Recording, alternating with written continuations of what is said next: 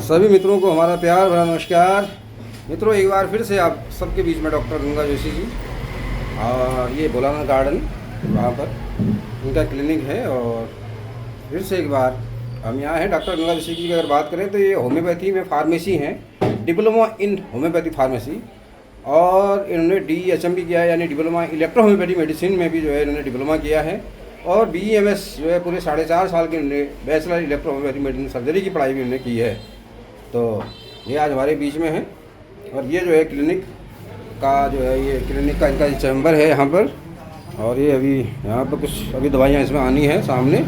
और ये इनकी किताब भी है यहाँ पर, जहाँ समय पाने पर ये कई बार पढ़ते रहते हैं। तो ये जो है पूरी दवाइयाँ, और ये जो है यहाँ पर जर्मन दवाइयों का ये पूरा जो है एक सेटअप है। यहाँ काउंटर है, इसमें जो है हर प्रकार की पुरानी से पुरानी और जटिल से जटिल और असाध्य से असाध्य बीमारी के उपचार के लिए ये सब दवाइयाँ हैं यहाँ पर। और कई जो है, ये जो है काउंटर ये वाला इधर, तो यहाँ पर तो सभी प्रकार के रोगों का, जटिल से जटिल और असाध्य और पुराने से पुराने रोगों का यहाँ उपचार होता है। तो ये Bhatt homeopathic medical store near जो है सत्यनारायण मंदिर के ठीक सामने भोलानाथ गार्डन पर यह है।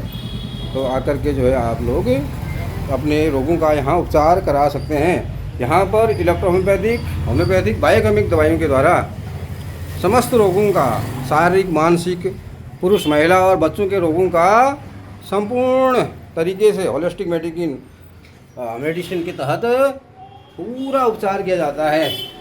तो इनसे जानना चाहेंगे डॉक्टर गंगा जोशी, क्या कहेंगे आप? होम्योपैथी अपने आप में एक बहुत अच्छी पैथी है। इसके कोई साइड इफ़ेक्ट तो होते भी नहीं है, और लगभग सभी रोगों का इलाज इसके अंदर है। और इलेक्ट्रोहोम्योपैथी के बारे में क्या कहेंगे? तो आपने दोनों पढ़ा है, तो दोनों में क्या आपको समानता और असमानता लगी?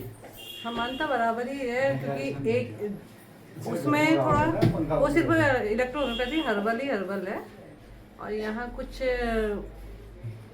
जीव जंतुओं की उससे भी दवाइयाँ बनाई जाती है होम्योपैथी में, वो हर्बल है। तो और इलाज दोनों का सेम ही है, ऐसा नहीं है।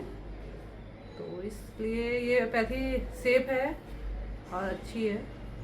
तो आए और पुराने रोगों का उपचार, पुराने रोगों का हाँ उपचार होता है, और बिना सर्जरी, बिना किसी चीज़ के आप इसका इलाज, इस पैथी से इलाज कराएंगे तो आप थोड़ा लंबे समय में, आप थोड़ा टाइम लेती है ये पैथी, लेकिन जड़ से रोगों को समाप्त करती है बस। तो थोड़ा समय लेती है। हाँ, और परहेज का भी कुछ है आपके उसमें? हाँ, परहेज होता है इसमें। सेंट वाली चीज़ों से दूरी रखनी पड़ती है, काली मिर्च, अदरक, लौंग। तो क्या क्या अभी रोग जो है आप अभी ट्रीटमेंट कर रहे हैं? कौन किस लोगों के फ़ोन आते हैं? जैसे कानपुर से लोग फ़ोन आए थे, आपके पास लखनऊ से कुछ आए थे, तो फैटी लीवर का आया था, गुर्दे में पथरी का, स्टोन है, किडनी स्टोन है। हाँ किडनी स्टोन। तो दवाई बताइए आपने उनको? हाँ, कुछ अभी एलोपैथी इलाज करा रहे हैं उसमें से। तो हमने ये कहा है कि अपना एलोपैथी अगर आपका नहीं सक्सेस होता है तो उसके बाद फिर मिलिए, तब तो इलाज कराइए। हाँ, तो हर चिकित्सा का अपना अलग महत्व है। क्या कहेंगे एलोपैथी के बारे में, आयुर्वेद के बारे में, यूनानी के बारे में, सिद्धा के बारे में, नेचुरोपैथी के बारे में, होम्योपैथी के बारे में क्या कहेंगे आप? सबका अपना अपना अलग महत्व है।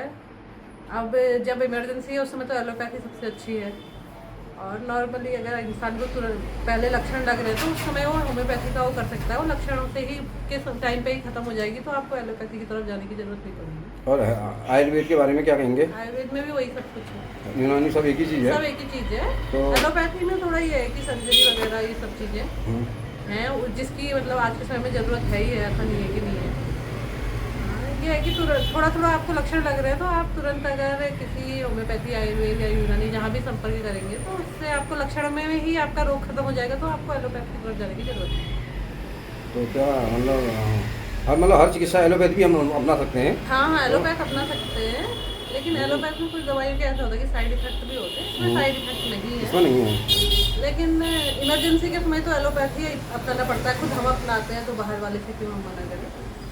क्योंकि कुछ चीज़ें तो है जहाँ हमें एलोपैथ की तरफ जाना ही पड़ता है। तो बहुत बहुत धन्यवाद, आपने बहुत अच्छा हमें जो है संदेश दिया, और इसके लिए हम बहुत आभार आपका। तो भगवान आपको खूब तरक्की दे। आप काफ़ी मेहनत आप कर रही हैं। आपने सिंघानी यूनिवर्सिटी में पढ़ा, आपने अटल बिहारी वाजपेयी हिंदी यूनिवर्सिटी में पढ़ा, आपने IHEMB में पढ़ा, आपने बुलंदशहर में पढ़ा, आपने सक्सेना साहब पी के सक्सेना सर हमारे गुरु जी के यहाँ पढ़ा, तो कई डिप्लोमा आपके पास हैं। तो क्या अनुभव लगा आपको कि मतलब उसके बाद पढ़ने के बाद? अनुभव तो यही सब कुछ अनुभव होता है उससे पढ़ने के बाद, और क्या है, जिस समय हम पढ़ेंगे वो इसी चीज़ का अनुभव होगा। तो भगवान आपको खूब तरक्की दे। बहुत बहुत धन्यवाद। आप जी हज़ारों साल लोगों को आप बहुत स्वस्थ करें। उम्मीद करें भगवान आपके हाथ में जस दे, खूब जो है वो ऐसा संजीवनी आपके हाथ में दे, आप पर ऐसी कृपा करे तो जल्दी से रोग ठीक हों। बहुत बहुत धन्यवाद। बहुत बहुत नमस्कार।